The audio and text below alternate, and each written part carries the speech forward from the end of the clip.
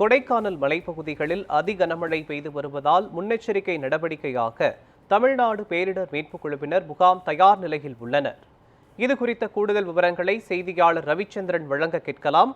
ரவிச்சந்திரன், கொடைக்கானலில் அதி கனமழை பெய்து வருவதால் மீட்புக் குழுவினர் தயார் நிலையில் இருக்கின்றனர். தொடர்பான முழுமையான விவரங்களை பதிவு பண்ணுங்க. வணக்கம் மோகன். அதாவது கொடைக்கானலில் நேற்று இரவு முதல் பலத்த காற்றுடன் சாரல் மழையாக விடிய விடிய கொட்டி வந்தது. தற்பொழுது இந்த காலை முதல் இந்த சூறாவளி காற்றானது மிக பலத்த காற்று வீசி வருகிறது.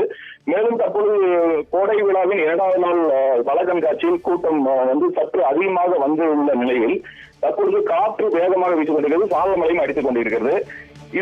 இந்த எந்த ஒரு அசம்பாவிதம் நடப்பாக இருப்பதற்காக 25 நபர்கள் கொண்ட தமிழ்நாடு பேரிடர் மீட்புக் குழுவினர் கொடைக்கானலுக்கு வருகை கொண்டுள்ளனர். குறிப்பாக இவர்கள் 24 மணி நேரமும் மலைப்பகுதியில் அதிக கனமழை பெய்யக்கூடிய இடங்களை கண்காணித்து அங்கு ஏற்படும் இயற்கை பேரிடர்களை அதாவது உடனுக்குடன் சரி செய்வதற்காகவும் இந்த 25 பேர் கொண்ட குழு வந்துள்ளனர். மேலும் ஆற்று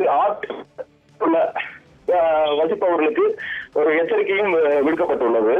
தொடர்ந்து ஏதேனும் இயற்கை இடர்பாடுகள் ஏற்பட்டுவிட்டால் அவசர உதவிக்கு வட்டாட்சியர் மற்றும் கோட்டாட்சியரை தொடர்பு கொள்ளலாம் என்றும் தற்பொழுது தெரிவித்திருக்கின்றனர்.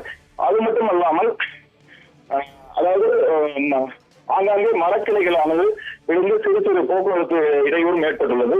இதை சரி செய்வதற்காக நவீன மரம் அறுக்கும் இயந்திரம், சப்மர்ஜி பம்ப் மற்றும் போல்ட் கட்டார், ஆங்கி கட்டார், அறுவாள் சுத்தியல், ராட்சத கயிர் போன்றவர்களும் தயார் நிலையில் வைத்திருக்கின்றனர். மோகன், விவரங்களுக்கு நன்றி ரவிச்சந்திரன்.